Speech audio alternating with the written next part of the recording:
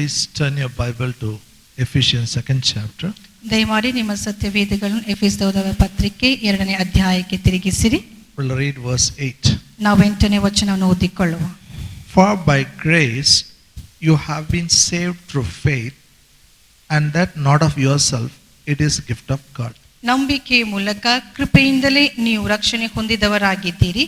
ಆ ರಕ್ಷಣೆ ನಿಮ್ಮಿಂದುಂಟಾದದಲ್ಲ, ಅದು ದೇವರ ದಾನವೇ. Hallelujah. Hallelujah. Once again say after me, I am saved by grace through faith. ನನ್ನ ಹಿಂದೆ ಹೇಳ್ರಿ, ನಾನು ಕೃಪೆಯಿಂದಲೇ ನಂಬಿಕೆಯ ಮೂಲಕ ರಕ್ಷಣೆ ಹೊಂದಿದ್ದೇನೆ. I've been teaching about grace on Tuesdays. ನಾನು ಮಂಗಳ ದಿನಗಳಂದು ಕೃಪೆಯ ಕುರಿತಾಗಿ ಕಲಿಸ್ತಾ ಇದ್ದೇನೆ. How to live by grace. ಹೇಗೆ ಕೃಪೆಯ ಮೂಲಕ ಜೀವಿಸುವುದು. One, especially one illustration I gave, how to live a holy life by grace. ನಾನು ಒಂದು ಉದಾಹರಣೆ ನಿಮಗೆ ಕೊಟ್ಟಿದ್ದೇನೆ, ಹೇಗೆ ಕೃಪೆಯ ಮೂಲಕ ಪವಿತ್ರವಾದ ಜೀವಿತವನ್ನು ಜೀವಿಸುವುದು. How grace has provided holiness. ಹೇಗೆ ಕೃಪೆಯು ನಮಗೆ ಪವಿತ್ರತೆಯನ್ನು ಕೊಟ್ಟಿದೆ. We believed it. ಅದು ನಾವು ನಂಬುತ್ತೇವೆ. And we will live a holy life. ಮತ್ತು ನಾವು ಪವಿತ್ರವಾದ ಜೀವಿತವನ್ನು ಜೀವಿಸುತ್ತೇವೆ. Hallelujah. Hallelujah. Crucifying our old man is very difficult task. ಹಳೆ ಮನುಷ್ಯನನ್ನು ಶಿಲುಬೆಗೆ ಹಾಕುವುದು ಒಂದು ಕಷ್ಟವಾದಂತ ಕಾರ್ಯವಾಗಿದೆ. That Christ has done it. ಅದನ್ನು ಕ್ರಿಸ್ತನು ಮಾಡಿದ್ದಾನೆ. Our old man is crucified with him. ನಮ್ಮ ಹಳೆ ಮನುಷ್ಯನು ಆತನೊಂದಿಗೆ ಶಿಲುಬೆಗೆ ಹಾಕಲ್ಪಟ್ಟಿದೆ. Our sin nature is dead. ನಮ್ಮ ಪಾಪದ ಸ್ವಭಾವವು ಸತ್ತು ಹೋಗಿದೆ. We are free from sin. ನಾವು ಪಾಪದಿಂದ ಬಿಡುಗಡೆ ಹೊಂದಿದ್ದೇವೆ. We have a God's nature. ನಮ್ಮಲ್ಲಿ ದೇವರ ಸ್ವಭಾವ ಇದೆ. We believe this. ನಂಬುತ್ತೇವೆ. So when temptation comes, ಯಾವಾಗ ಶೋಧನೆಗಳು ಬರುತ್ತದೋ, we believe we are dead to sin.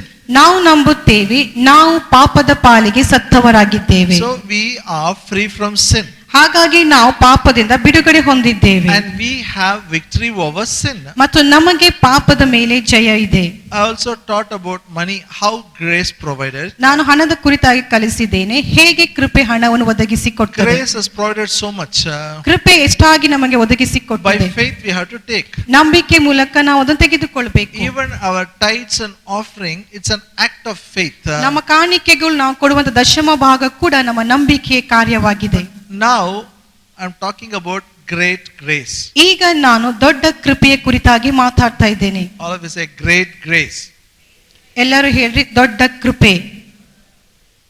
Very important. ಬಹಳ ಮುಖ್ಯವಾದದ್ದು. Very rare you will hear it. ಬಹಳ ಸ್ವಲ್ಪ ನೀವು ಕೇಳಿಸ್ಕೊಳ್ತಿದ್ರ ಕುರಿತಾಗಿ. Hallelujah. Hallelujah. Bible says in the early church great grace was there. ಸತ್ಯವೇದ ಹೇಳ್ತದೆ ಆದಿ ಸಭೆಯಲ್ಲಿ ದೊಡ್ಡವಾದ ಕೃಪೆ ಸಭೆಯ ಮೇಲೆ ಇತ್ತು. The church had a great grace. ಸಭೆಯ ಮೇಲೆ ದೊಡ್ಡ ಕೃಪೆ ಇತ್ತು.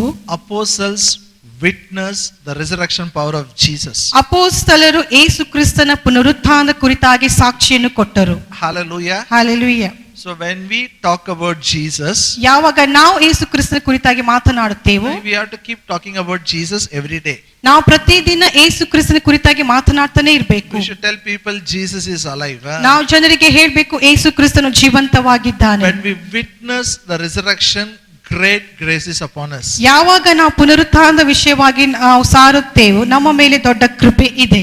And we all know are saved by grace. ನಾವೆಲ್ಲರೂ ಕೃಪೆಯಿಂದಲೇ ರಕ್ಷಣೆ ಹೊಂದಿದ್ದೇವೆ. What we have now is not enough. ಈಗ ನಮಗೆ ಏನಿದೆಯೋ ಅದು ಸಾಕಾಗುವುದಿಲ್ಲ. The grace what we have now is not enough. ಈಗ ನಮಗೆ ಇರುವಂತ ಕೃಪೆಯು ಅದು ಸಾಕಾಗುವುದಿಲ್ಲ. I mean, are you with me? ನೀವು ನಮ್ಮೊಂದಿಗೆ ಇದ್ದೀರಾ? Tell anybody, the grace what you have now is not enough. ನಿಮ್ಮ ಪಕ್ಕದವರಿಗಿರಿ, ಹೀಗೆ ನಿನಗಿರುವಂತ ಕೃಪೆಯು ಸಾಕಾಗುವುದಿಲ್ಲ. Not enough. ಸಾಕಾಗುವುದಿಲ್ಲ. You need some more. ನಿಮಗೆ ಇನ್ನು ಹೆಚ್ಚಾಗಿ ಬೇಕಾಗಿದೆ. Especially wherever you are finding it difficult, whichever area, maybe a family or finance, healing or ministry, where you are finding it difficult, there you need a grace. ಎಲ್ಲೆಲ್ಲೂ ನಿಮಗೆ ಕಷ್ಟವೆನಿಸ್ತಿದೆಯೋ ಅದು ಹಣಕಾಸಿನ ವಿಷಯದಲ್ಲಿ ಆಗಿರ್ಬೋದು, ಕುಟುಂಬದ ವಿಷಯದಲ್ಲಿ ಆಗಿರ್ಬೋದು, ಸ್ವಸ್ಥತೆಯ ವಿಷಯದಲ್ಲಿ ಆಗಿರ್ಬೋದು, ಅಲ್ಲಿ ನಿಮಗೆ ಈ ದೊಡ್ಡವಾದಂತ ಕೃಪೆಯು ಬೇಕಾಗಿದೆ. And Bible teaches us we have to grow in grace. ಮತ್ತು ಬೈಬಲ್ ನಮಗೆ ಕಲಿಸಿಕೊಡುತ್ತದೆ ನಾವು ಕೃಪೆಯಲ್ಲಿ ಬೆಳೆಯಬೇಕು. Amen. Say, I have to grow in grace. ನಾನು ಕೃಪೆಯಲ್ಲಿ ಬೆಳೆಯಬೇಕು. I showed from the Bible. ನಾನು ನಿಮಗೆ ಸತ್ಯವೇದ ಮೂಲಕ ತೋರಿಸ್ತೇನೆ. Jesus had a grace. ಯೇಸು ಕ್ರಿಸ್ತನ ಮೇಲೆ ಕೃಪೆ ಇತ್ತು. Jesus grew in grace. ಯೇಸು ಕ್ರಿಸ್ತನು ಕೃಪೆಯಲ್ಲಿ ಬೆಳೆದನು. And he was full of grace. ಮತ್ತು ಆತನು ಕೃಪೆಯಿಂದ ತುಂಬಲ್ಪಟ್ಟವನಾಗಿದ್ದನು. Hallelujah. The more grace increases in our life, the more it becomes easy for us. ನಮ್ಮ ಜೀವಿತದಲ್ಲಿ ಯಾವಾಗ ಕೃಪೆಯು ಹೆಚ್ಚಾಗ್ತಾ ಇದೆಯೋ ಆವಾಗ ನಮ್ಮ ಜೀವಿತದಲ್ಲಿ ಎಲ್ಲವೂ ಸುಲಭವಾಗಿರ್ತದೆ. Grace makes you to work hard. ಕೃಪೆಯು ನಿಮಗೆ ಶ್ರಮೆ ಪಡುವಂತೆ ಮಾಡ್ತದೆ. Grace makes you to pray. ಕೃಪೆ ನಿಮಗೆ ಪ್ರಾರ್ಥಿಸುವಂತೆ ಮಾಡ್ತದೆ. Grace makes you to read Bible. ಕೃಪೆ ನಿಮಗೆ ಸತ್ಯವೇದವನ್ನು ಓದುವಂತೆ ಮಾಡ್ತದೆ. You try to read Bible, very difficult. ನಿಮಗೆ ನೀವಾಗಿ ಸತ್ಯವೇದವನ್ನು ಓದಬೇಕಂದ್ರೆ ಬಹಳ ಕಷ್ಟವಾಗ್ತದೆ. 10 verses to read, 1 hour it will take. 10 ವಚನಗಳನ್ನು ಓದುವುದಕ್ಕಾಗಿ 1 ಗಂಟೆ ತೆಗೆದುಕೊಳ್ತೀರಿ. It happens or no? ಇದು ಆಗ್ತದ ಇಲ್ವಾ? Only when you have open Bible, somebody will ring the calling bell. ನೀವು ಸತ್ಯವೇದ ಓದುವಾಗಲೇ ಯಾರಾದ್ರೂ ನಿಮ್ಗೆ ಕಾಲಿಂಗ್ ಬೆಲ್ ಅನ್ನು ಅಲ್ಲಿ ಓದ್ತಾರೆ. Only when you take the Bible, phone call will come. ಯಾವಾಗ ನೀವು ಬೈಬಲ್ ಕೈಯಲ್ಲಿ ತೆಗೆದುಕೊಳ್ತೀರೋ ಆವಾಗಲೇ ನಿಮ್ಗೆ ಫೋನ್ ಕಾಲ್ಗಳು ಬರ್ತವೆ. Even those who don't call you will call you. ಯಾರು ನಿಮಗೆ ಕಾಲ್ ಮಾಡೋದಿಲ್ವೋ ಅವರು ಸಹ ನಿಮಗೆ ಕಾಲ್ ಮಾಡ್ತಾರೆ. But when you depend on grace, you will enjoy it. Even all those problems you will not have. ಯಾವಾಗ ನೀವು ಕೃಪೆ ಮೇಲೆ ಆದ್ಕೊಳ್ತೀರೋ ಈ ಎಲ್ಲ ಸಮಸ್ಯೆಗಳು ನಿಮಗೆ ಇರುವುದಿಲ್ಲ, ನೀವು ಅದನ್ನು ಆನಂದಿಸ್ತೀರಿ. Bible says God resists the proud, gives grace to the humble. ಸತ್ಯವೇದ ಹೇಳ್ತದೆ ದೇವರು ಅಹಂಕಾರಿಗಳನ್ನು ಎದುರಿಸ್ತಾನೆ, ಆದ್ರೆ ದೀನರಿಗಾದ್ರೂ ದಯೆಯನ್ನು ತೋರಿಸ್ತಾನೆ. Amen. Amen. Say to me, God resists the proud and gives grace to the humble. ನನ್ನ ಹಿಂದೆ ಹೇಳ್ರಿ, ದೇವರು ಅಹಂಕಾರಿಗಳನ್ನು ಎದುರಿಸುತ್ತಾನೆ, ದೀನರಿಗಾದರೂ ಕೃಪೆಯನ್ನು ಅನುಗ್ರಹಿಸುತ್ತಾನೆ. Now comes a question. ಈಗ ಒಂದು ಪ್ರಶ್ನೆ ಬರ್ತದೆ, Who is a humble man? ಯಾರು ಆ ದೀನನಾದಂತ ಮನುಷ್ಯ? Who is a proud person? ಯಾರು ಅಹಂಕಾರಿ ಮನುಷ್ಯ? We all have friends, we all have relatives, we talk with people. ಸಂಬಂಧಿಗಳಿದ್ದ, ಸ್ನೇಹಿತರಿದ್ದ ಸಂಗಡ ಮಾತಾಡ್ತೇವೆ. Yes or no? ಹೌದಾ ಇಲ್ವಾ? Whom do this society define as a proud person? ಸಮಾಜವು ಯಾರಿಗೆ ಒಬ್ಬ ಅಹಂಕಾರಿ ಎಂಬುದಾಗಿ ಕರೀತಾರೆ? Whom do they say humble person? ಯಾರಿಗೆ ಅವರು ದೀನರೆಂಬುದಾಗಿ ಕರೀತಾರೆ? According to the standard of this world, ಈ ಲೋಕದ ಅನುಸಾರವಾಗಿ if somebody has more money, is a very proud person. ಯಾರ ಹತ್ರ ಜಾಸ್ತಿ ಹಣ ಇರ್ತದೋ ಆ ಮನುಷ್ಯನ ಅಹಂಕಾರಿ ಎಂಬುದಾಗಿ ಹೇಳ್ತಾರೆ. Somebody has some luxurious life, very proud. You see, very proud is. ಯಾರಾದ್ರೂ ಮನುಷ್ಯ ತುಂಬಾ ಐಶ್ವರ್ಯವಂತ ಜೀವಿತವನ್ನು ಜೀವಿಸ್ತಾ ಇದ್ರೆ ನಾವು ಹೇಳ್ತೀವಿ ಆ ಮನುಷ್ಯ ತುಂಬಾ ಅಹಂಕಾರ ಇದೆ. If someone has nothing, they'll tell I'm a very humble person. ಯಾವ ಮನುಷ್ಯರಿಗೆ ಏನೂ ಇರುವುದಿಲ್ವೋ ಅವ್ರಿಗೆ ನೋಡಿ ಹೇಳ್ತಾನೆ ಆತನ ಬಹಳ ದೀನ ಮನುಷ್ಯನು. No. ಇಲ್ಲ, He is having luxury because he is enjoying the grace of God. ಅವನಿಗೆ ಎಲ್ಲಾ ಆಸ್ತಿಗಳು ಇವೆ, ಅವನು ಆನಂದಿಸ್ತಾ ಇದ್ದಾನೆ ಯಾಕಂದ್ರೆ ಅವನಿಗೆ ಕೃಪೆ ಒದಗಿಸಿಕೊಟ್ಟಿದೆ. This man is struggling because he didn't understand the grace of God. ಈ ಮನುಷ್ಯನು ಕಷ್ಟ ಪಡ್ತಾ ಇದ್ದಾನೆ ಯಾಕಂದ್ರೆ ಆತನು ಕೃಪೆಯನ್ನು ಅರ್ಥ ಮಾಡಿಕೊಳ್ಳಿಲ್ಲ. According to the Bible, ಸತ್ಯವೇದದ ಅನುಸಾರವಾಗಿ the humble person is the one who depends on God. ದೀನ ಮನುಷ್ಯನು ಯಾರಂದ್ರೆ ಯಾವ ಮನುಷ್ಯನು ದೇವರ ಮೇಲೆ ಆತುಕೊಳ್ಳುತ್ತಾನೋ, Depends on God.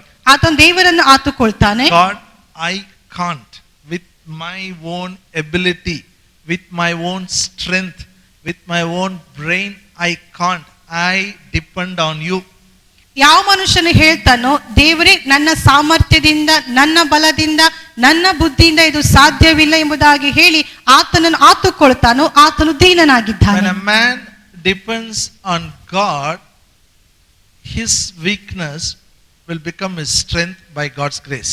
ಯಾವ ಮನುಷ್ಯನು ದೇವರ ಮೇಲೆ ಆತುಕೊಳ್ಳುತ್ತಾನೋ ಆ ಮನುಷ್ಯನ ಬಲಹೀನತೆಗಳು ಆತನ ಬಲವಾಗಿ ಮಾರ್ಪಡ್ತದೆ. God strengthens his weakness. ದೇವರು ಆತನ ಬಲಹೀನತೆಗಳನ್ನು ಬಲಪಡಿಸ್ತಾನೆ. We all are weak somewhere or other, someplace. ನಾವು ಎಲ್ಲಾದ್ರೂ ಒಂದು ಕ್ಷೇತ್ರದಲ್ಲಿ ನಾವು ಬಲಹೀನರಾಗಿದ್ದೇವೆ. But when we depend on God, ಆದ್ರೆ ಯಾವಾಗ ನಾವು ದೇವರ ಮೇಲೆ ಆತ್ಕೊಳ್ತೀವೋ that area of weakness is strengthened by God's grace. ಆ ಒಂದು ಕ್ಷೇತ್ರದಲ್ಲಿ ದೇವರ ಕೃಪೆ ನಮಗೆ ಬಲಪಡಿಸುತ್ತದೆ. So now I am teaching what you will find in a person who walks in the grace of God. ಯಾವ ಮನುಷ್ಯನು ಕೃಪೆಯಲ್ಲಿ ನಡೀತಾ ಇದ್ದೇನೋ ಆ ಮನುಷ್ಯನಲ್ಲಿ ಕಂಡು ಬರುವಂತಹ ಸಂಗತಿಗಳ ಬಗ್ಗೆ ನಾನು ಕಲಿಸ್ತೇನೆ. What is a sign? ಅವನಲ್ಲಿ ಆ ಚಿಹ್ನೆಗಳು ಯಾವುದು? If you understand it, you will crave for the grace of God. ಇದು ನೀವು ಅರ್ಥ ಮಾಡಿಕೊಂಡರೆ ಆ ಒಂದು ದೇವರ ಕೃಪೆಗಾಗಿ ನೀವು ಆತುರ ಪಡುತ್ತೀರಿ. You will desire. ಅದನಿಗೆ ಆಸೆ ಪಡ್ತೀರಿ. Who is the person who walks in the grace of God? ದೇವರ ದಯೆಯಲ್ಲಿ ನಡೆಯುವಂತ ಮನುಷ್ಯನು ಯಾರಾಗಿದ್ದಾನೆ? Who is the person in whom the grace is increasing? ಯಾವ ಆ ಮನುಷ್ಯನು ಯಾರಾಗಿದ್ದಾನೆ? ಯಾರಲ್ಲಿ ಕೃಪೆಯು ಹೆಚ್ಚುತ್ತಾ ಇದೆ? One example I gave from Exodus. ಒಂದು ಉದಾಹರಣೆ ನಿಮಗೆ ನಾನು ವಿಮೋಚನೆ ಕಾಂಡದಿಂದ ಕೊಟ್ಟೆ. Don't turn your Bible. If you want, you can write down the quotation. ನಿಮಗೆ ಬೇಕಾದ್ರೆ ನೀವು ಒಂದು ಕೊಟೇಶನ್ ಬರ್ಕೋಬಹುದು. ಸತ್ಯವೇದವನ್ನು ತಿರುಗಿಸಿರಿ. Exodus 33rd chapter. ವಿಮೋಚನೆ ಕಾಂಡ 33ನೇ ಅಧ್ಯಾಯ 1 to 4. 1ರಿಂದ 4ನೇ ವಚನ. Where God is telling Israelites, I'm not going to come with you. ಎಲ್ಲಿ ದೇವರು ಹೇಳ್ತಾನೆ ಇಸ್ರಾಯೇಲರಿಗೆ, ನಾನು ನಿಮ್ಮ ಜೊತೆಗೆ ಬರುವುದಿಲ್ಲ. I'm going to send an angel before you. They will drive out Canaanites, Hittites, Hivites, Perizzites, everybody. They will take you to the land flowing with the honey and milk. ನಾನು ನಿಮ್ಮ ಮುಂದೆ ಒಂದು ದೂತರನ್ನು ಕಳುಹಿಸ್ತೇನೆ. ಅವರು ಎಲ್ಲಾ ಕನಾನಿಯರನ್ನು, ಅಮೋರಿಯರನ್ನು, ಹಿತ್ತಿಯರನ್ನು ಎಲ್ಲರನ್ನು ಸಂಹರಿಸ್ತಾನೆ ಮತ್ತು ನೀವು ಹಾಲು ಜೇನು ಹರಿಯುವ ದೇಶಕ್ಕೆ ಹೋಗಿ ಸೇರ್ತೀರಿ. The reason God says I won't come with you is these people disobeyed God. ಯಾಕೆ ದೇವರು ಅವರ ಸಂಗಡ ಹೋಗುವುದಿಲ್ಲ ಎಂಬುದಾಗಿ ಹೇಳ್ತಾನೆ ಅಂದ್ರೆ ಆ ಜನರು ದೇವರಿಗೆ ಅವಿಧೇಯರಾದರು. They made God for themselves. ಅವರು ಅವರಿಗಾಗಿ ದೇವರುಗಳನ್ನು ಮಾಡಿಕೊಂಡಿದ್ದರು. God was upset. ದೇವರು ಅವರ ಮೇಲೆ ಬೇಜಾರು ಮಾಡಿಕೊಂಡ. God says, hey, if I come, I'll consume you. I will punish you. It's better I don't come. Let angel go before you. You possess the promised land. ನಾನು ನಿಮ್ಮ ಜೊತೆಗೆ ಬರುವುದಿಲ್ಲ. ನಾನು ಒಂದು ವೇಳೆ ನಿಮ್ಮ ಜೊತೆಗೆ ಬಂದ್ರೆ ನಾನು ನಿಮ್ಮನ್ನು ದಹಿಸಿ ಬಿಡುತ್ತೇನೆ. ಅದಕ್ಕೆ ಉತ್ತಮ ಏನಂದ್ರೆ ನಾನು ನಿಮ್ಮ ಮುಂದೆ ದೂತರನ್ನು ಕಳಿಸಿ ಕೊಡ್ತೇನೆ. But Moses said, ಆದ್ರೆ ಮೋಶೆ ಹೇಳ್ತಾನೆ, if you don't come, we will not go. ನೀನು ನಮ್ಮ ಜೊತೆಗೆ ಬಂದಿಲ್ಲ ಅಂದ್ರೆ ನಾವು ಹೋಗುವುದಿಲ್ಲ. If I have found favor in your sight, then I want you. ನಿನ್ನ ದೃಷ್ಟಿಯಲ್ಲಿ ನನಗೆ ದಯೆ ದೊರಕಿದೆ ಆಗಿದ್ರೆ ನನಗೆ ನೀನು ಬೇಕು. Hallelujah. Hallelujah. Everybody sinned. ಎಲ್ಲರೂ ಪಾಪ ಮಾಡಿದ್ರು. But Moses spoke to God face to face. ಆದ್ರೆ ಮೋಶೆಯು ದೇವರ ಸಂಗಡ ಮುಖಾಮುಖಿಯಾಗಿ ಮಾತನಾಡಿದ. Say face to face.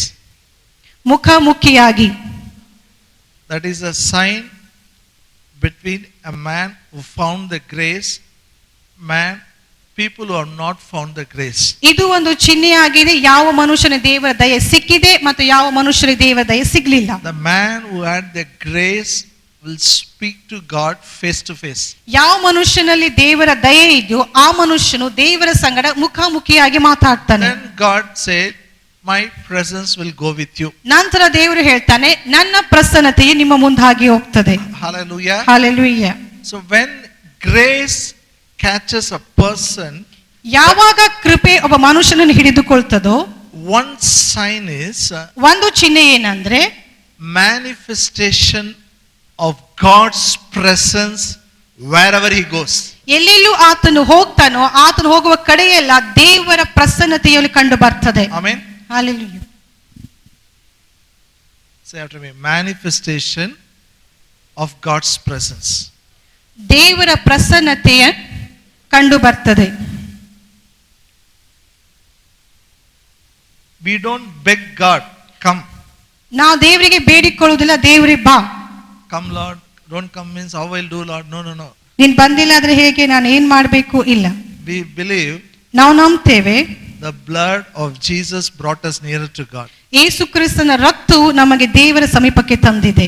We believe we are nearer to God. ನಾವು ನಂಬುತ್ತೇವೆ ನಾವು ದೇವರಿಗೆ ಸಮೀಪದಲ್ಲಿದ್ದೇವೆ.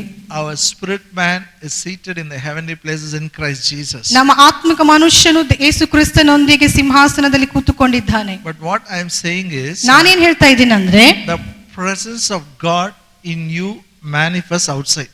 ನಿಮ್ಮಲ್ಲಿ ಇರುವ ದೇವರ ಪ್ರಸನ್ನತೆಯು ಹೊರಗಡೆ ಕಾಣ್ತದೆ, manifests.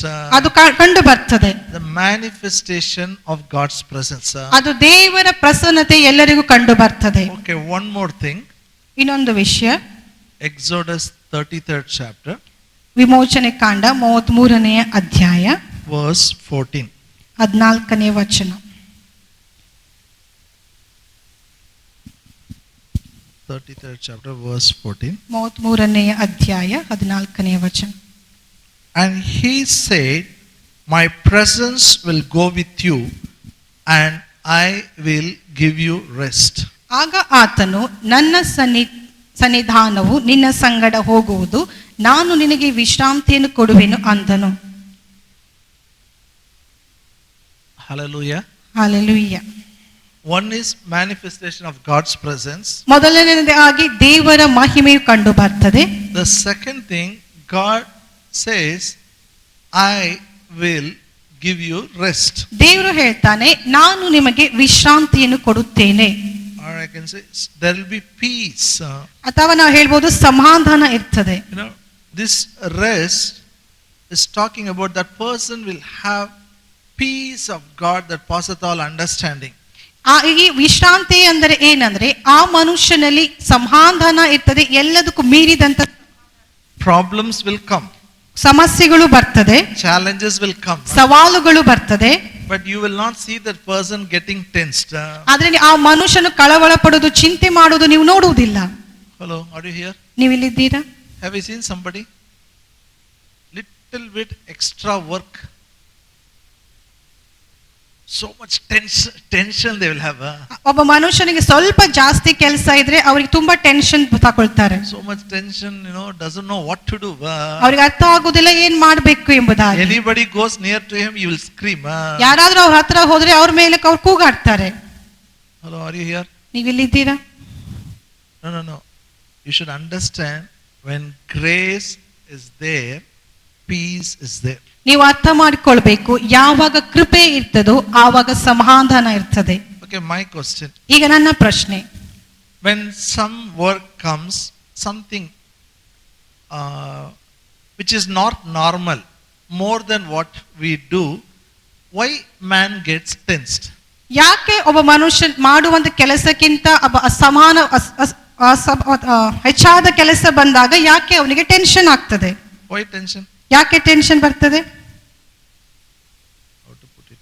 Okay, for example, I'll give children, no? Actually, I am teaching you, I am taking children as an example. ನಾನು ನಿಮಗೆ ಕಲಿಸ್ತಾ ಇದ್ದೇನೆ, ಆದರೆ ಉದಾಹರಣೆಗಾಗಿ ಮಕ್ಕಳನ್ನು ತೆಗೆದುಕೊಳ್ತೇನೆ. Weekly test, how they do it? ವಾರದ ಒಂದು ಪರೀಕ್ಷೆನ ಅವರು ಹೇಗೆ ಮಾಡ್ತಾರೆ? Easily they'll do. ಅದು ಅವರು ಬಹಳ ಸುಲಭವಾಗಿ ಮಾಡ್ತಾರೆ. No. ಹೌದಾ ಇಲ್ವಾ? Monthly test? ಅದು ತಿಂಗಳಿನ ಒಂದು ಪರೀಕ್ಷೆ, easily they do. ಅದನ್ನು ಕೂಡ ಬಹಳ ಸುಲಭವಾಗಿ ಮಾಡ್ತಾರೆ. Annual examination. ಆನ್ಯುವಲ್ ಎಕ್ಸಾಮ್ ಬಂದ್ರೆ 10th standard. 10ನೇ ತರಗತಿ. Whoever comes to your house will tell, hey, next year 10th standard, be careful. ಯಾರಾದ್ರೂ ನಿಮ್ಮ ಮನೆಗೆ ಬಂದ್ರೆ ಅವರು ಹೇಳ್ತಾರೆ, ಮುಂದಿನ ವರ್ಷ 10ನೇ ತರಗತಿ ಇದೆ, ಹುಷಾರು. More than encouragement, everybody puts fear in their mind. 12th standard, my God, over. Everything depends on your score today. ಅವರು ಬಂದು ಅವರಿಗೆ ಅವರನ್ನು ಉತ್ತೇಜನ ಮಾಡೋದ್ರ ಬದಲು ಅವರಲ್ಲಿ ಒಂದು ಭಯವನ್ನು ಹಾಕ್ತಾರೆ. ನೀನು 10ನೇ ತರಗತಿ ಇದೆಯಾ, ಮತ್ತೆ ಮುಗಿತು, ಎಲ್ಲವೂ ನಿನ್ನ ಸ್ಕೋರ್ ಮೇಲೆ ಡಿಪೆಂಡ್ ಆಗಿದೆ. So everybody puts a fear. ಎಲ್ಲರೂ ಭಯವನ್ನು ಹಾಕ್ತಾರೆ. What happens to a child? ಆ ಮಗುವಿಗೆ ಏನಾಗ್ತದೆ? Same child, weekly test, nice he will do. ಅದೇ ಮಗು ವಾರದ ಪರೀಕ್ಷೆ ಚೆನ್ನಾಗಿ ಮಾಡ್ತಾನೆ, monthly test he will do nicely. ತಿಂಗಳಿನ ಪರೀಕ್ಷೆ ಕೂಡ ಚೆನ್ನಾಗಿ ಮಾಡ್ತಾನೆ. Now so much tension. ಈಗ ತುಂಬಾ ಟೆನ್ಷನ್ ಅಲ್ಲಿ ಇದ್ದಾನೆ. Sit and studies night, studying. ಬರೀ ಓದ್ತಾನೆ ಇರ್ತಾನೆ. No sleep, no food. ಊಟ ಇಲ್ಲ, ನಿದ್ರೆ ಇಲ್ಲ. Study so much. ಹೆಚ್ಚಾಗಿ ಓದ್ತಾನೆ. Goes to the exam. ಪರೀಕ್ಷೆಗೆ ಹೋಗ್ತಾನೆ. Knows the answer, unable to write. ಪರೀಕ್ಷೆ ಅದಕ್ಕೆ ಉತ್ತರ ಗೊತ್ತುಂಟು, ಅದು ಬರಲಿಕ್ಕೆ ಆಗುದಿಲ್ಲ. Hey, I have studied it. I know I have studied it. ಇದು ನನಗೆ ಗೊತ್ತು, ನಾನು ಓದಿದ್ದೇನೆ. He works so hard. After working hard, he is unable to perform. ತುಂಬಾ ಕಷ್ಟಪಟ್ಟು ಓದ್ತಾನೆ, ಅಷ್ಟು ಕಷ್ಟಪಟ್ಟು ಓದಿದ್ರೆ ಕೂಡ ಬರೀಲಿಕ್ಕೆ ಸಾಧ್ಯವಾಗ್ತಿಲ್ಲ. Now listen to me. ಈಗ ನನ್ನನ್ನು ಕೇಳ್ರಿ. Grace makes things easy for you. ಕೃಪೆಯು ಎಲ್ಲಾ ವಿಷಯಗಳು ನಿಮಗೆ ಸುಲಭವಾಗಿ. When God says, I will give you rest, means God says, I will make it easy for you. ಯಾವಾಗ ದೇವರು ಹೇಳ್ತಾನೋ ನಾನು ನಿಮಗೆ ವಿಶ್ರಾಂತಿಯನ್ನು ಕೊಡುತ್ತೇನೆ ಎಂಬುದಾಗಿ, ಅದರ ಅರ್ಥ ಏನಂದ್ರೆ ನಿಮಗಾಗಿ ಎಲ್ಲವನ್ನು ನಾನು ಸುಲಭವಾಗಿ ಮಾಡ್ತೇನೆ. Say, grace makes everything easy. ಕೃಪೆ ಎಲ್ಲವನ್ನು ಸುಲಭವಾಗಿ ಮಾಡ್ತದೆ. Okay, turn your Bible to Matthew 11th chapter. ನಿಮ್ಮ ಸತ್ಯವೇದನು ಮತ್ತಾಯ ಸುವಾರ್ತೆಗೆ ತಿರುಗಿಸಿರಿ. Matthew 11. 11ನೇ ಅಧ್ಯಾಯ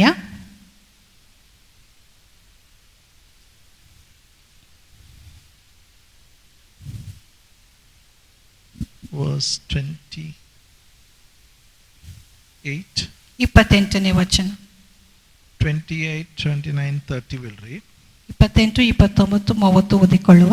Come to me, all you will labor and are heavy laden, and I will give you rest.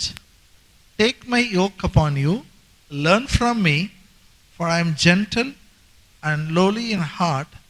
You will find rest for your souls. For my yoke is easy and my burden is light.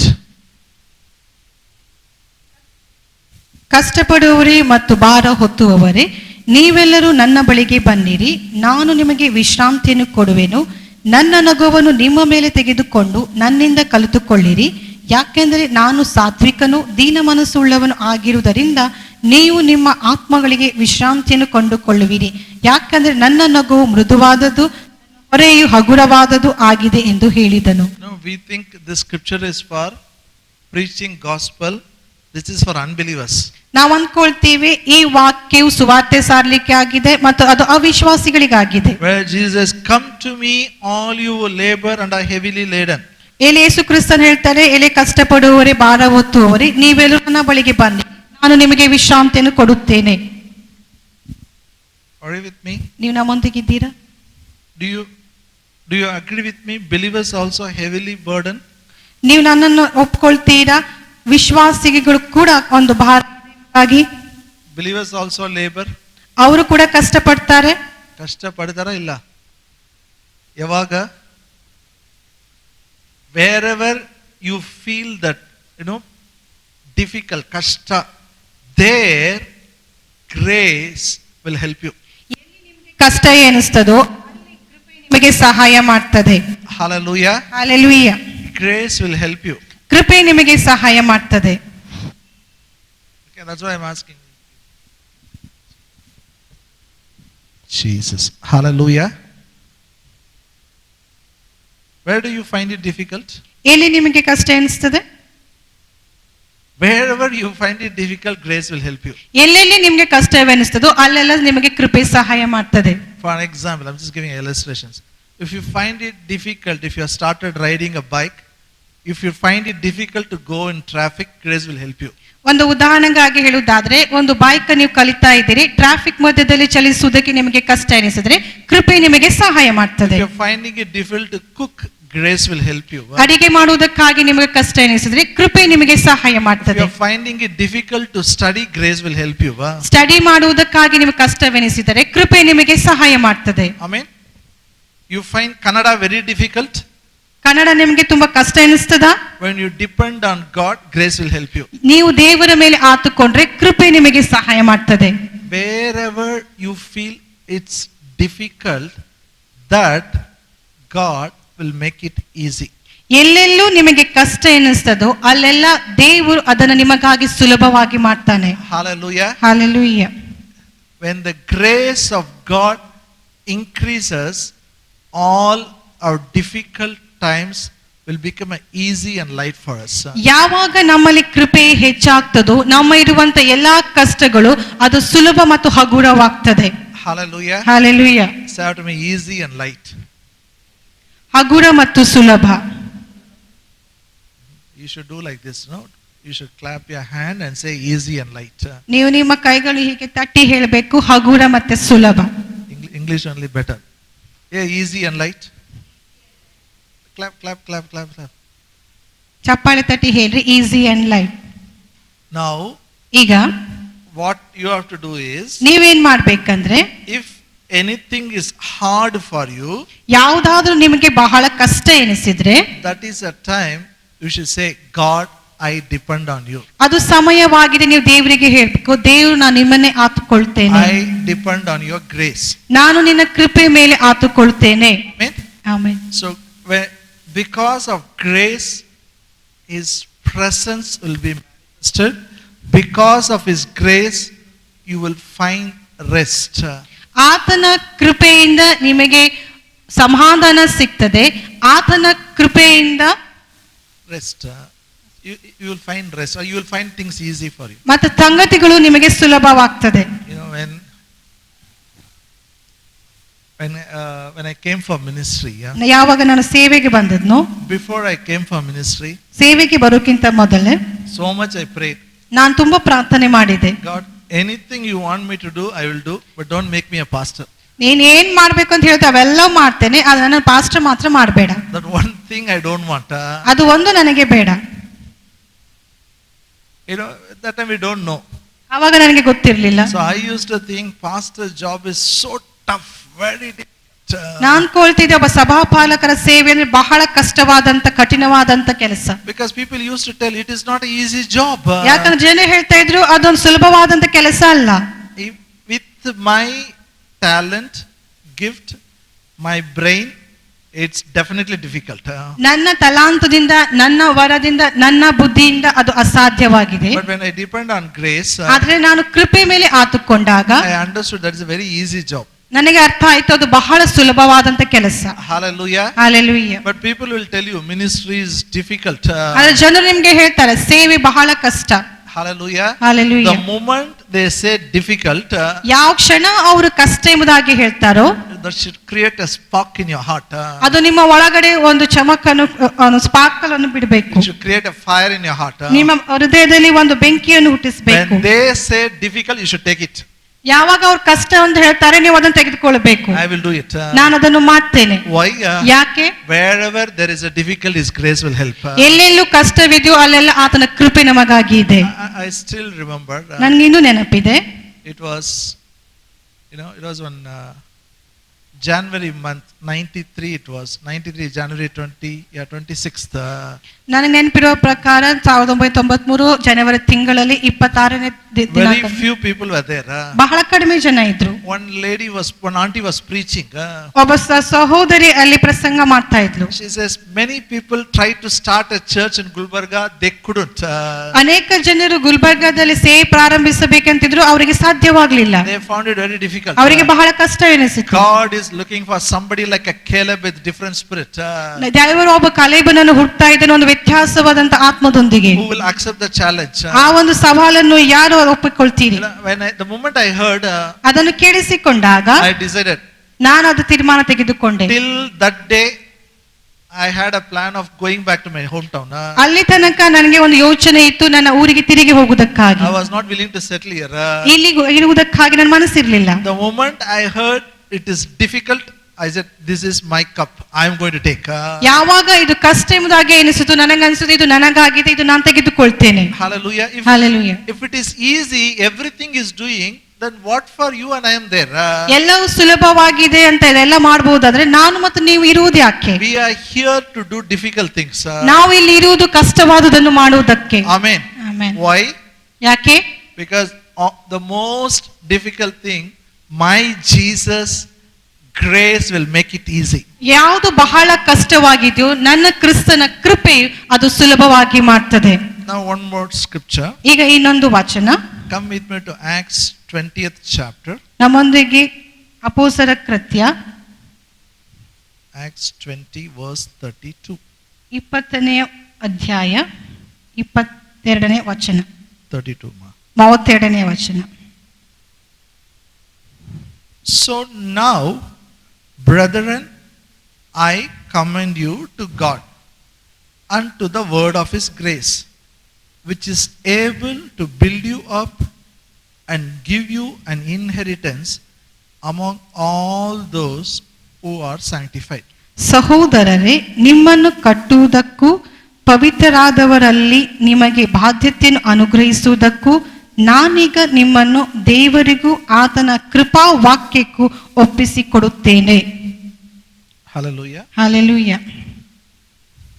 See, Paul is going on the way to Jerusalem. He came to Ephesus. ಪೌಲನು ಆತನು ಯೆರೂಸಲೇಮಿಗೆ ಹೋಗ್ತಾ ಇದ್ದ, ಆವಾಗ ಎಫೆಸಕ್ಕೆ ಬರ್ತಾನೆ. He calls all the elders of the church. ಎಲ್ಲ ಸಭೆ ಹಿರಿಯರನ್ನು ಕರೀತಾನೆ. He gives them final instruction. ಆತನು ಕೊನೆಯದಾಗಿ ಅವರಿಗೆ ಒಂದು ಸೂಚನೆಯನ್ನು ಕೊಡ್ತಾನೆ. Ephesus is very important in the history. ಎಫೆಸ ಎಂಬುದು ಇತಿಹಾಸದಲ್ಲಿ ಬಹಳ ಮುಖ್ಯವಾದಂತ ಪಾತ್ರವಾಗಿದೆ. If you read Acts 19th chapter, there was a mighty revival in Ephesus. ನೀವು 19ನೇ ಅಧ್ಯಾಯ ಓದುವುದಾದ್ರೆ ಅಲ್ಲಿ ಒಂದು ಶಕ್ತಿಯುತವಾದಂತ ಉಜ್ಜೀವನ ಆಗುವುದನ್ನು ನೀವು ನೋಡ್ತೀರಿ ಎಫೆಸದಲ್ಲಿ. Paul traveled everywhere.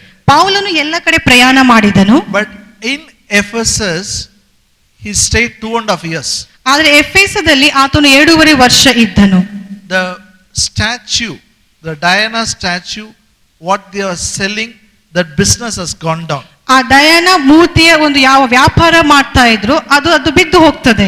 Thousands of people have accepted Jesus. ಸಾವಿರಾರು ಜನರು ಯೇಸು ಕ್ರಿಸ್ತನನ್ನು ಅಂಗೀಕರಿಸಿಕೊಂಡರು. The whole city was impacted. ಆ ಪೂರ್ಣವಾದಂತ ಆ ಪಟ್ಟಣ ಅದರ ಮೇಲೆ ಪ್ರಭಾವ ಬಿದ್ದಿತು. Now Paul is coming again. ಈಗ ತಿರುಗಿ ಪೌಲನು ಬರ್ತಾ ಇದ್ದಾನೆ. Already it is in revival. ಅದು ಈಗಾಗಲೇ ಉಜ್ಜೀವನದಲ್ಲಿ ಇದೆ. And his last words, because he is not going to come back, he is going to get Jerusalem, he is going to Rome, he is going to die, he knows it. The last words he gives to Ephesus. ಆತನಿಗೆ ಗೊತ್ತಿತ್ತಾನೆ ಯೆರೂಸಲೇಮಿಗೆ ಹೋಗ್ತಾನೆ ಅಂತ, ರೋಮಿಗೆ ಹೋಗ್ತಾನೆ, ತಾನು ಸಾಯ್ತೀನಿ ಎಂಬುದಾಗಿ ಗೊತ್ತಿದ್ದು ಆತನ ಕೊನೆಯ ಮಾತನ್ನು ಎಫೆಸದವರಿಗೆ ಹೇಳ್ತಾ ಇದ್ದಾನೆ. He says, I commend you. ನಾನು ನಿಮಗೆ ಎಚ್ಚರಿಕೆಯನ್ನು ಕೊಡ್ತಾ ಇದ್ದೇನೆ. I give you. ಅಂದ್ರೆ ನಾನು ನಿಮಗೆ ಕೊಡ್ತಾ ಇದ್ದೇನೆ. I commend you unto God. ನಾನು ನಿಮಗೆ ದೇವರಿಗೆ ಒಪ್ಪಿಸಿಕೊಡ್ತೇನೆ. He says, I give you unto God. ಆತನು ಹೇಳ್ತಾನೆ, ನಾನು ನಿಮ್ಮನ್ನು ದೇವರಿಗೆ ಒಪ್ಪಿಸಿಕೊಡ್ತೇನೆ. That is okay for me. ಅದು ನನಗೆ ಪರವಾಗಿಲ್ಲ.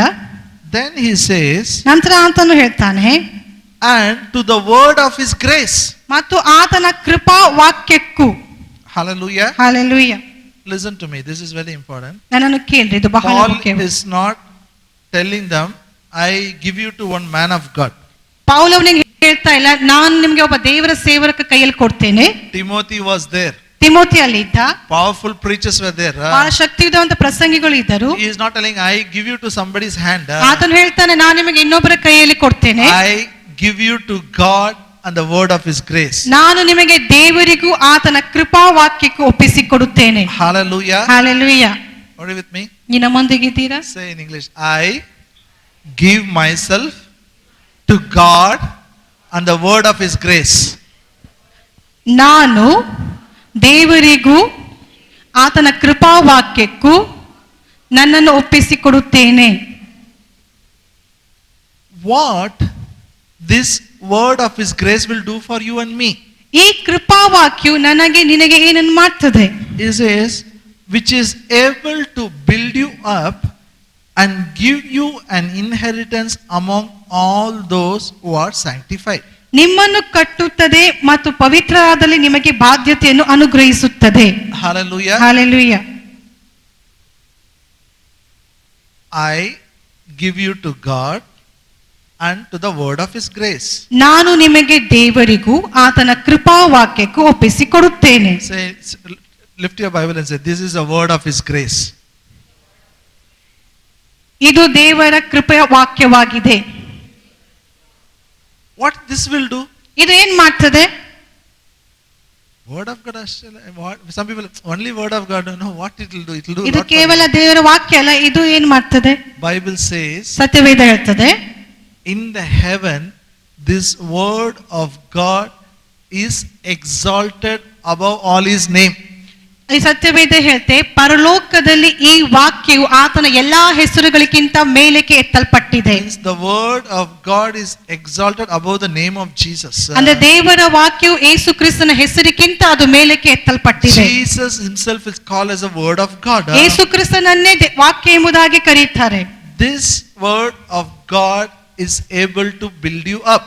ಈ ದೇವರ ವಾಕ್ಯವು ನಿಮಗೆ ಕಟ್ಟುತ್ತದೆ. Say, this word of His grace is able to build me up. ಈ ದೇವರ ಕೃಪಾ ವಾಕ್ಯವು ನನ್ನನ್ನು ಕಟ್ಟುವುದಕ್ಕೆ ಶಕ್ತವಾಗಿದೆ.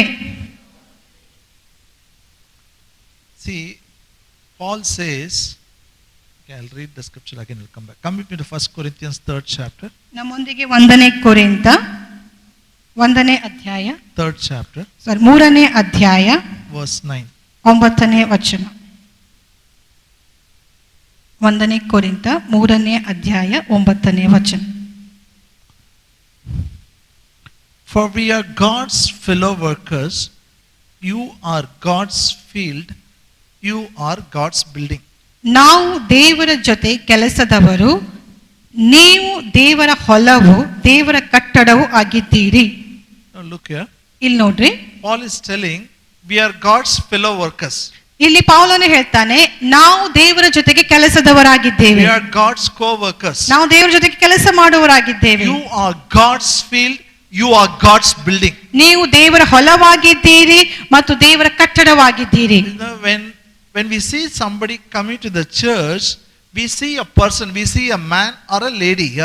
ಯಾರಾದರೂ ಸಭೆಗೆ ಬಂದಾಗ ಅವರನ್ನು ಒಂದು ಸ್ತ್ರೀ ಅಥವಾ ಪುರುಷರಾಗಿ ನಾವು ನೋಡ್ತೇವೆ, or a boy or a girl. ಅಥವಾ ಒಂದು ಹುಡುಗಿ ಅಥವಾ ಒಂದು ಹುಡುಗಿಯಾಗಿ. From the Bible perspective, ಆದರೆ ಸತ್ಯವೇದದ ದೃಷ್ಟಿಕೋನದಲ್ಲಿ, according to Paul, ಪೌಲನ ಅನುಸಾರವಾಗಿ every believer is God's building.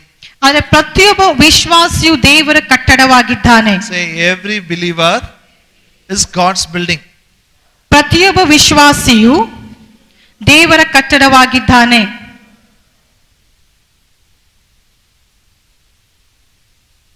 It is not completed building, ಅದು ಪೂರ್ಣವಾದಂತ ಕಟ್ಟಡ ಅಲ್ಲ. because Paul says, I am a wise master builder.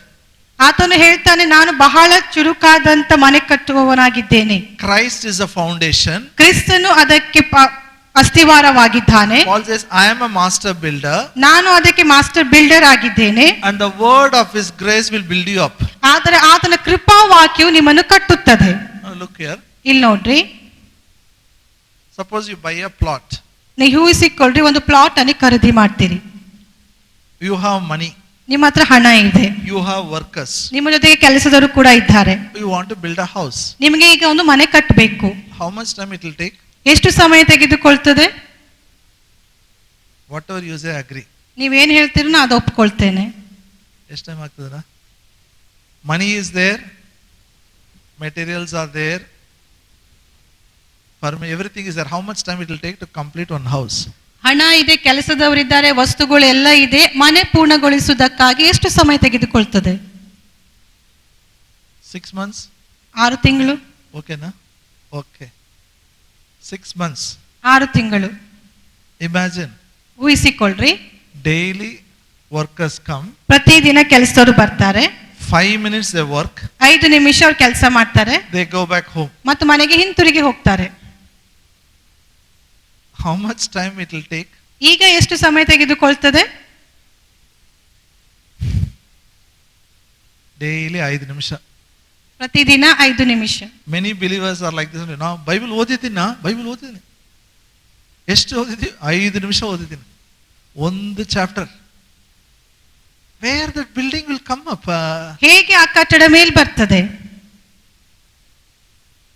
The word of His grace. ಆತನ ಕೃಪಾ ವಾಕ್ಯವು 2 things it will help. 7 ಸಂಗತಿಗಳಲ್ಲಿ ಅದು ಸಹಾಯ ಮಾಡ್ತದೆ. That is why, Bible is very important. ಅದಕ್ಕಾಗಿ ಸತ್ಯವೇದ ಬಹಳ ಮುಖ್ಯವಾಗಿದೆ. See, I believe in the manifested presence of God. ನಾನು ಕಣ್ಣಿಗೆ ಕಾಣುವಂತ ದೇವರ ಪ್ರಸನ್ನತೆ ಮೇಲೆ ನಾನು ನಂಬಿಕೆ ಇಡ್ತೇನೆ. I believe in the glory of God. ನಾನು ದೇವರ ಮಹಿಮೆಯಲ್ಲಿ ಕೂಡ ನಂಬಿಕೆ ಇಡ್ತೇನೆ. But manifested presence of God, glory of God will not build you up. ದೇವರ ಕಾಣುವಂತ ಮಹಿಮೆ, ಆತನ ಪ್ರಸನ್ನತೆ ನಿಮ್ಮನ್ನು ಕಟ್ಟುವುದಿಲ್ಲ.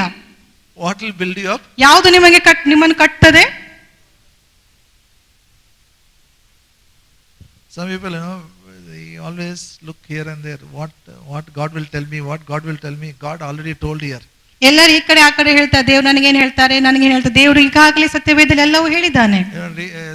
Somebody came me for prayer and said, pray and tell what God is telling about me. ಒಬ್ಬರ ನಂತರ ಬಂದು ಹೇಳಿದ್ರು, ನನಗೋಸ್ಕರ ಪ್ರಾರ್ಥನೆ ಮಾಡ್ರಿ, ಮತ್ತೆ ದೇವ್ರು ನನಗೋಸ್ಕರ ಏನ್ ಹೇಳ್ತಾರೆ ನೀವು ಹೇಳ್ರಿ. I told him, shame on you. ನಾನು ಹೇಳಿದೆ, ನಿಮ್ಗೆ ನಾಚಿಕೆ ಆಗ್ಬೇಕು, You are a God's child. ನೀನ್ ದೇವರ ಮಗನಾಗಿದ್ದಿ. Why God should tell me to tell you? ಯಾಕೆ ದೇವ್ರು ನನಗೆ ಹೇಳ್ಬೇಕು ನಿನ್ನನ್ನು ಹೇಳುವುದಕ್ಕೆ? Here he has told. ಇಲ್ಲಿ ಆತನು ಎಲ್ಲವನ್ನೂ ಹೇಳಿದ್ದಾನೆ. When you spend time with God, ಯಾವಾಗ ನೀವು ದೇವರ ಜೊತೆಗೆ ಸಮಯ ಕಳಿತೀರೋ, this word of his grace is able to build you up. ಆತನ ಕೃಪಾ ವಾಕ್ಯವು ನಿಮ್ಮನ್ನು ಕಟ್ಟುವುದಕ್ಕೆ ಸಾಧ್ಯವಾಗಿದೆ. Amen. Amen. What is able to build you up? ಯಾವುದು ನಿಮ್ಮನ್ನು ಕಟ್ಟುವುದಕ್ಕೆ ಸಾಧ್ಯ? Preachers are only to help you. ಪ್ರಸಂಗಿಗಳು ಕೇವಲ ನಿಮಗೆ ಸಹಾಯಕ್ಕಾಗಿ ಇದ್ದಾರೆ. They can't really build you. This is a word will build you. ಅವರು ನಿಮಗೆ ನಿಜವಾಗಿ ಕಟ್ಟುವುದಕ್ಕಾಗಿ ಆಗುವುದಿಲ್ಲ, ವಾಕ್ಯ ನಿಮ್ಮನ್ನು ಕಟ್ಟಬಹುದು. Any ministry where they don't give importance of the word, that is a sign that will not build a person. ಯಾವುದೇ ಒಂದು ಸೇವೆ ಆಗ್ಲಿ, ಆ ಸೇವೆಯಲ್ಲಿ ದೇವರ ವಾಕ್ಯಕ್ಕೆ ಮಹತ್ವ ಇಲ್ಲ ಅಂದ್ರೆ ಅದು ಅವರನ್ನು ಕಟ್ಟುವುದಕ್ಕೆ ಸಾಧ್ಯವಿಲ್ಲ. And second thing, ಎರಡನೇದಾಗಿ, why Paul gave them to God and the word of his grace. ಯಾಕೆ ಪೌಲನು ಅವರನ್ನು ದೇವರಿಗೂ ಮತ್ತು ಆತನ ಕೃಪಾ ವಾಕ್ಯವನ್ನು ಅವರಿಗೆ ಒಪ್ಪಿಸಿಕೊಟ್ಟನು? This word of God ಈ ದೇವರ ವಾಕ್ಯವು gives you all the inheritance which God has prepared for you. ಈ ದೇವರ ವಾಕ್ಯವು ನಿಮಗೆ ಆ ಎಲ್ಲಾ ಬಾಧ್ಯತೆಯನ್ನು ಕೊಡ್ತದೆ, ಯಾರು ಅಪವಿತ್ರವಾದವರಿಗಾಗಿ ಇದೆಯೋ. Say to me, word of his grace is able to build me up. ದೇವರ ಕೃಪಾ ವಾಕ್ಯವು ನನ್ನನ್ನು ಕಟ್ಟುವುದಕ್ಕೆ ಶಕ್ತವಾಗಿದೆ. One more time, word of his grace gives me my inheritance which my father has prepared for me. ಈ ದೇವರ ವಾಕ್ಯವು ನನಗೆ ಆ ಬಾಧ್ಯತೆಯನ್ನು ಕೊಡುತ್ತದೆ, ಯಾವುದು ನನ್ನ ತಂದೆಯು ನನಗಾಗಿ ಇಟ್ಟಿದ್ದಾನೋ. For all the sanctified people, God has kept inheritance. ಈ ಎಲ್ಲಾ ಜನರಿಗೋಸ್ಕರ ದೇವರು ಈ ವಾಕ್ಯವನ್ನು ಇಟ್ಟಿದ್ದಾನೆ. Ephesians 1:18. ಎಫೆಸದವರ ಪತ್ರಿಕೆ 1ನೇ ಅಧ್ಯಾಯ 18ನೇ ವಚನ. Ephesians 1:18. ಎಫೆಸ 1ನೇ ಅಧ್ಯಾಯ 18ನೇ ವಚನ.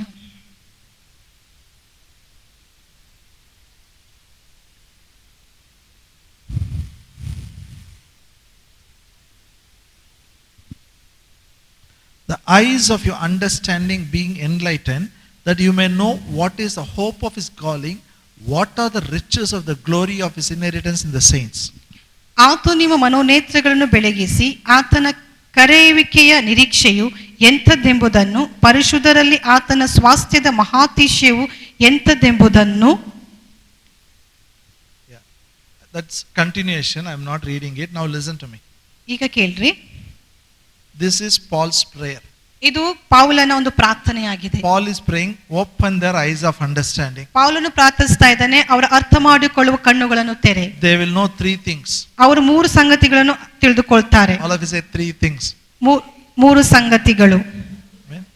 Number one, ಮೊದಲನೇದಾಗಿ is calling. ಆತನ ಕರೆ. Second is inheritance. ಎರಡನೇದಾಗಿ ಆತನ ಸ್ವಾಸ್ಥ್ಯತೆ. Third, ಮೂರನೇದಾಗಿ the resurrection power which is in them. ಅವರ ಒಳಗಡೆ ಇರುವಂತ ಪುನರುತ್ಥಾನದ ಶಕ್ತಿ. Paul never prayed, bless me. ಪೌಲನು ಎಂದಿಗೂ ಪ್ರಾರ್ಥಿಸಲಿಲ್ಲ, ನನ್ನನ್ನು ಆಶೀರ್ವದಿಸು. Paul never prayed, today God will bless you. ಪೌಲನು ಹೀಗೂ ಪ್ರಾರ್ಥಿಸಲಿಲ್ಲ, ಇವತ್ತು ದೇವರು ನಿಮ್ಮನ್ನು ಆಶೀರ್ವದಿಸ್ತಾನೆ. Paul prayed, Lord, open their eyes of understanding. They will know what is a God's call. They will know the riches of the inheritance. What they have, they will know the resurrection power. ಆತನು ಹೇಳ್ತಾನೆ, ದೇವರೇ ಅವರ ಅರ್ಥ ಮಾಡಿಕೊಳ್ಳುವ ಕಣ್ಣುಗಳು ತೆರೆ, ಅವರು ಅರ್ಥ ಮಾಡಿಕೊಳ್ತಾರೆ ಅವರ ಕರೆ ಎಂತಬಹುದು, ಅವರ ಸ್ವಾಸ್ಥ್ಯ ಏನು ಮತ್ತು ಆತನ ನಂಬುವ ಮಹಾತಿಶಯ ಎಂತದೆಂಬುದನ್ನು. When it comes to inheritance, he doesn't plainly say inheritance. ಯಾವಾಗ ಸ್ವಾಸ್ಥ್ಯತೆಗೆ ಬರ್ತದೋ ಆತನು ಸಾಧಾರಣವಾಗಿ ಹೇಳುವುದಿಲ್ಲ ಸ್ವಾಸ್ಥ್ಯತೆ ಎಂಬುದಾಗಿ. It says riches of the glory of his inheritance in the saints. ಸ್ವಾಸ್ಥ್ಯತೆ ಮಹಾತಿಶಯವೆಂಬುದಾಗಿ ಹೇಳ್ತಾನೆ. Say riches of the glory of his inheritance in saints. ಪರಿಶುದ್ಧರಲ್ಲಿರುವ ಆತನ ಸ್ವಾಸ್ಥ್ಯದ ಮಹಾತಿಶಯವು. See, our father is a rich father. ನಮ್ಮ ತಂದೆಯು ಬಹಳ ಶ್ರೀಮಂತ ತಂದೆಯಾಗಿದ್ದಾನೆ. Look here. ಇಲ್ಲಿ ನೋಡ್ರಿ, My father left only one house. ನನ್ನ ತಂದೆ ಒಂದೇ ಒಂದು ಮನೆ ಬಿಟ್ಟು ಹೋದ್ರು. But we are 6 children. ನಾವು 6 ಮಕ್ಕಳಿದ್ದೇವೆ. One house, 6 children, what will be there? ಒಂದು ಮನೆ 6 ಮಕ್ಕಳಿಗೆ ಏನಿರ್ತದೆ? But our heavenly father is a rich father. ಆದ್ರೆ ನಮ್ಮ ಪರಲೋಕದ ತಂದೆಯು ಬಹಳ ಶ್ರೀಮಂತ ತಂದೆ. For all of us, ನಮ್ಮೆಲ್ಲರಿಗೋಸ್ಕರ he has left inheritance. ಆತ ನಮಗೂ ಸ್ವಾಸ್ಥ್ಯತೆಯನ್ನು ಇಟ್ಟಿದ್ದಾನೆ. You know, it's not only property. ಅದು ಕೇವಲ ಆಸ್ತಿ ಮಾತ್ರ ಅಲ್ಲ, Whatever is needed for you is called inheritance. ನಿನಗಾಗಿ ಏನೆಲ್ಲ ಬೇಕು ಅದೆಲ್ಲ ಸ್ವಾಸ್ಥ್ಯತೆ ಎಂಬುದಾಗಿ ಕರೀತಾರೆ. Your life partner, ನಿಮ್ಮ ಜೀವನ ಸಂಗಾತಿ, your children, ನಿಮ್ಮ ಮಕ್ಕಳು, your studies, ನಿಮ್ಮ ವಿದ್ಯಾಭ್ಯಾಸ, you name any blessing what you need to live here, that is your inheritance. ನಿಮಗೆ ಇಲ್ಲಿ ಜೀವಿಸುವುದಕ್ಕಾಗಿ ಯಾವುದೆಲ್ಲ ಆಶೀರ್ವಾದಗಳು ಬೇಕು ಅವೆಲ್ಲ ಅದರಲ್ಲಿದೆ. That is why he says in Corinthians, no eye has seen, no ear has heard, no heart has received, God has prepared for them those who love him.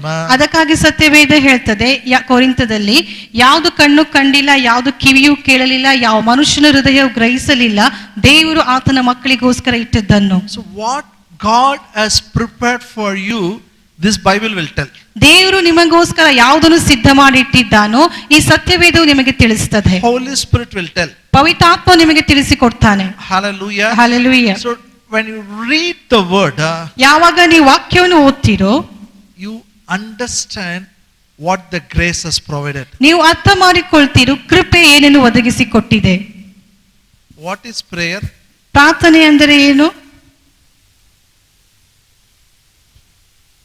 What is prayer? ಪ್ರಾರ್ಥನೆ ಅಂದರೆ ಏನು?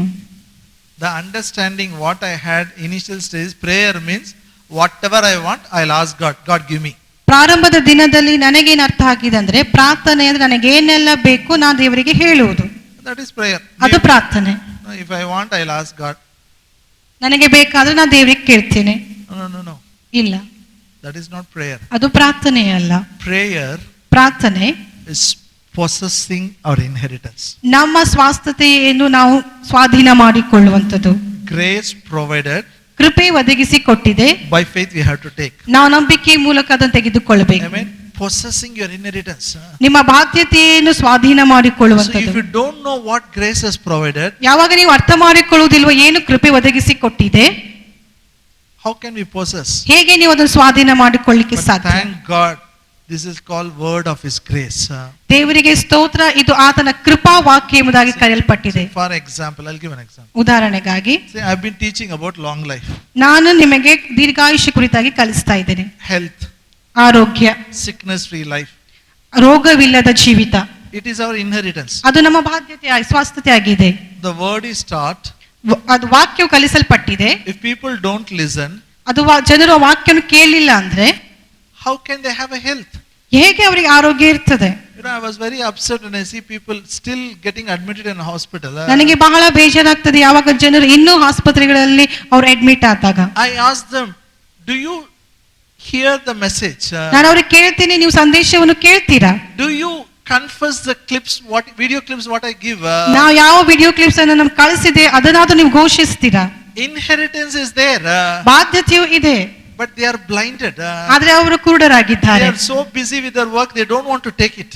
ಅವರು ಕೆಲಸದಲ್ಲಿ ವ್ಯಸ್ತವಾಗಿದ್ದಾರೆ, ಅದನ್ನು ತೆಗೆದುಕೊಳ್ಳಿಕ್ಕೆ ಬೇಡ. Because they don't honor God's word.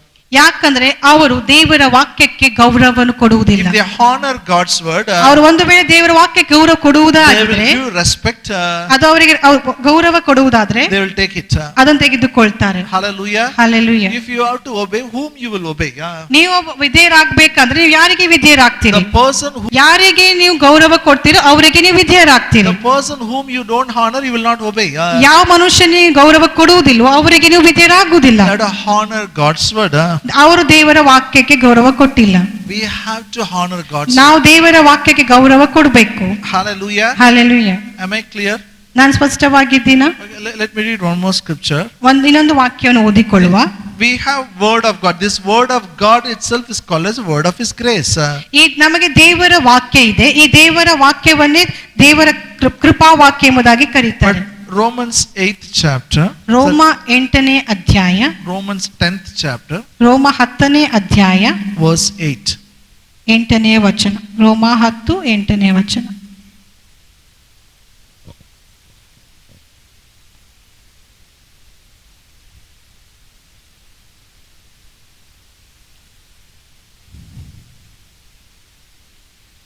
But what does it say? The word is near you in your mouth and in your heart. That is the word of faith which we preach. ಆದರೆ ಅದು ಏನು ಹೇಳುತ್ತದೆ? ವಾಕ್ಯವು ನಿನ್ನ ಸಮೀಪದಲ್ಲಿಯೂ ನಿನ್ನ ಬಾಯಲ್ಲಿಯೂ ನಿನ್ನ ಹೃದಯದಲ್ಲಿಯೂ ಇದೆ ಎಂದು ಅನ್ನುತ್ತದೆ. ಅದೇನೆಂದರೆ ನಾವು ಸಾರುವ ನಂಬಿಕೆ ವಿಷಯವಾದ ವಾಕ್ಯವೇ. Hallelujah. Hallelujah. Paul says, word is in your heart, in your mouth. ಪೌಲನು ಹೇಳ್ತಾನೆ, ವಾಕ್ಯವು ನಿಮ್ಮ ಬಾಯಲ್ಲಿಯೂ ನಿಮ್ಮ ಹೃದಯದಲ್ಲಿಯೂ ಇದೆ. It is to hearer word of faith. ಅದು ಕೇಳುವವನಿಗೆ ನಂಬಿಕೆಯ ವಾಕ್ಯವಾಗಿದೆ. When they hear, it brings faith. ಅದು ಯಾವಾಗ ಅವ್ರು ಕೇಳ್ತಾರೋ ಅದು ನಂಬಿಕೆಯನ್ನು ತರ್ತದೆ. Hallelujah. Hallelujah. But Acts 20th chapter, ಅಪೊಸ್ತಲ ಕೃತ್ಯ 28ನೇ ವಚನ, he calls the word of God as a word of his grace. ಅಲ್ಲಿ ದೇವರ ವಾಕ್ಯಕ್ಕೆ ಅದು ಕೃಪಾ ವಾಕ್ಯ ಎಂಬುದಾಗಿ ಕರೀತಾನೆ. Why? ಯಾಕೆ? This Bible gives you information, all that grace has provided. ಈ ಸತ್ಯವೇದು ನಿಮಗೆ ತಿಳುವಳಿಕೆಯನ್ನು ಕೊಡ್ತದೆ, ಕೃಪೆಯು ಏನೆಲ್ಲ ಒದಗಿಸಿ ಕೊಟ್ಟಿದೆ. So what grace provides, ಯಾವುದು ಕೃಪೆ ಒದಗಿಸಿ ಕೊಡ್ತದೋ by faith you take it, ನಂಬಿಕೆಯಿಂದ ತೆಗೆದುಕೊಳ್ತೀರಿ, you enjoy life. ನೀವು ನಿಮ್ಮ ಜೀವಿತವನ್ನು ಆನಂದಿಸ್ತೀರಿ, You are possessing your inheritance. ನೀವು ನಿಮ್ಮ ಸ್ವಾಸ್ಥ್ಯತೆಯನ್ನು ಸ್ವಾಧೀನ ಮಾಡಿಕೊಳ್ತೀರಿ. One thing you will not miss in life. ಒಂದು ಸಂಗತಿ ನಿಮ್ಮ ಜೀವಿತದಲ್ಲಿ ತಪ್ಪಿಸಿಕೊಳ್ಳುವುದಿಲ್ಲ. Hallelujah. Hallelujah. I understood one thing. ನಾನು ಒಂದು ಸಂಗತಿನ ಅರ್ಥ ಮಾಡಿಕೊಂಡೆ. The more I spend time with the word of God, ನಾನು ಎಷ್ಟು ಹೆಚ್ಚಾದ ಸಮಯ ದೇವರ ವಾಕ್ಯದೊಂದಿಗೆ ಕಳಿತೀನೋ, the more I read the word, ನಾನು ಎಷ್ಟು ಹೆಚ್ಚಾಗಿ ದೇವರ ವಾಕ್ಯನ ಓದ್ತೀನೋ, the more I try to understand the word, ಎಷ್ಟು ಹೆಚ್ಚಾಗಿ ದೇವರ ವಾಕ್ಯನ ಅರ್ಥ ಮಾಡ್ಕೊಳ್ತೇನೆ. my vision becomes clearer and clear. ನನ್ನ ದರ್ಶನವು ಇನ್ನೂ ಹೆಚ್ಚಾಗಿ ಸ್ಪಷ್ಟವಾಗ್ತಾ ಹೋಗ್ತದೆ. I understand what I have to do. ಮತ್ತೆ ನನಗೆ ಅರ್ಥ ಆಗ್ತದೆ ನಾನು ಏನ್ ಮಾಡಬೇಕು. Why? ಯಾಕೆ? Word of his grace is able to help us to possess our inheritance. ಯಾಕಂದ್ರೆ ದೇವರ ವಾಕ್ಯವು ನಮಗೆ ಸಹಾಯ ಮಾಡ್ತದೆ ನಮಗಿರುವಂತ ಸ್ವಾಸ್ಥ್ಯತೆಯನ್ನು ಸ್ವಾಧೀನ ಮಾಡಿಕೊಳ್ಳುವುದಕ್ಕೆ. I'll repeat again. ನಾನು ಇನ್ನೊಂದ್ಸಲ ಹೇಳ್ತೇನೆ, Grace manifests the presence of God. ಕೃಪೆಯು ದೇವರ ಪ್ರಸನ್ನತೆಯನ್ನು ತೋರಿಸ್ತದೆ. Grace makes things easy for you in life. ಕೃಪೆಯು ನಿಮ್ಮ ಜೀವಿತದಲ್ಲಿ ವಿಷಯಗಳನ್ನು ಸುಲಭವಾಗಿ ಮಾಡ್ತದೆ. Grace builds you up. ಕೃಪೆಯು ನಿಮ್ಮನ್ನು ಕಟ್ಟುತ್ತದೆ. And grace helps you to possess your inheritance. ಮತ್ತು ಕೃಪೆಯು ನಿಮಗೆ ನಿಮ್ಮ ಸ್ವಾಸ್ಥ್ಯತೆಯನ್ನು ಸ್ವಾಧೀನ ಮಾಡಿಕೊಳ್ಳುವುದಕ್ಕಾಗಿ ಸಹಾಯ ಮಾಡ್ತದೆ. How do you get it? ಹೇಗೆ ನಿಮಗೆ ಅದು ಸಿಗ್ತದೆ? By total dependence. ಮತ್ತು ದೇವರ ಮೇಲೆ ಪೂರ್ಣವಾದಂತ ಒಂದು ಆತುವಿಕೆ. Say by total dependence. ಪೂರ್ಣವಾದ ಆತುವಿಕೆಯಿಂದ. When you say, God, I depend on you, ಯಾವಾಗ ನೀವು ಹೇಳ್ತೀರಿ ದೇವರೇ ನಾನು ನಿನ್ನನ್ನೇ ಆತುಕೊಳ್ತೇನೆ, you are the right person, who is increasing in the grace of God. ನೀವು ಆ ಸರಿಯಾದ ಮನುಷ್ಯರಾಗಿದ್ರೆ ಯಾರಲ್ಲಿ ಕೃಪೆಯು ಹೆಚ್ಚುತ್ತಾ ಹೋಗ್ತದೆ. Amen. Shall we all stand up? ನಾವೆಲ್ಲರೂ ಎದ್ದು ನಿಂತುಕೊಳ್ಳೋಣ. Everyone. ಎಲ್ಲರೂ ಎದ್ದು ನಿಂತುಕೊಳ್ಳೋಣ. God, I depend on you. ನಾವು ಹೇಳೋಣ, ದೇವರೇ ನಾನು ನಿನ್ನನ್ನೇ ಆತುಕೊಳ್ತೇನೆ. I depend on you for my family. Yeah. ನನ್ನ ಕುಟುಂಬದಗೋಸ್ಕರ ನಿನ್ನನ್ನೇ ಆತುಕೊಳ್ತೇನೆ. I depend on you for my job. ನನ್ನ ಕೆಲಸಕ್ಕಾಗಿ ನಾನು ನಿನ್ನನ್ನೇ ಆತುಕೊಳ್ತೇನೆ. I depend on you for ministry. Yeah. ಸೇವೆಗೋಸ್ಕರ ನಿನ್ನನ್ನೇ ಆತುಕೊಳ್ತೇನೆ. Oh, thank you, Jesus. Thank you, Jesus. Thank you. Father, we pray in the name of Jesus. ತಂದೆಯೇ ಯೇಸು ಕ್ರಿಸ್ತನ ನಾಮದಲ್ಲಿ ಪ್ರಾರ್ಥಿಸುತ್ತೇನೆ. I commend them to the God and the word of his grace. ಇವರನ್ನು ನಾನು ದೇವರಿಗೂ ಆತನ ಕೃಪಾ ವಾಕ್ಯಕ್ಕೂ ನಾನು ಒಪ್ಪಿಸಿಕೊಡ್ತೇನೆ. Everyone will be built up by the word of his grace. ಪ್ರತಿಯೊಬ್ಬರು ಆತನ ಕೃಪಾ ವಾಕ್ಯದ ಮೂಲಕ ಕಟ್ಟಲ್ಪಡ್ತಾರೆ. They will possess the inheritance what the God has prepared for them. ದೇವರು ಸಿದ್ಧ ಮಾಡಿಕೊಂಡಿರುವಂತ ಸ್ವಾಸ್ಥ್ಯತೆಯನ್ನು ಅವರು ಸ್ವಾಧೀನ ಮಾಡಿಕೊಳ್ತಾರೆ. I pray wherever they go, Spirit of the Lord, your manifestation will be there. ಅವರು ಎಲ್ಲೆಲ್ಲೂ ಹೋಗ್ತಾರೋ ದೇವರ ಆತ್ಮನ ಪ್ರಸನ್ನತೆಯು ಅಲ್ಲಿ ಕಂಡು ಬರ್ತದೆ. And I pray wherever they are finding it difficult, that place you will make it easy for them. ಯಾವ ಯಾವ ಕ್ಷೇತ್ರದಲ್ಲಿ ಅವರ ಕಷ್ಟವೆನಿಸುತ್ತಿದೆ ನೀನು ಅವೆಲ್ಲ ಸ್ಥಳಗಳಲ್ಲಿ ಅವರನ್ನು ಸುಲಭವಾಗಿ ಮಾಡ್ತೀಯ. In Jesus name we pray. ಯೇಸು ಕ್ರಿಸ್ತನ ನಾಮದಲ್ಲಿ ಪ್ರಾರ್ಥಿಸುತ್ತೇವೆ. Amen.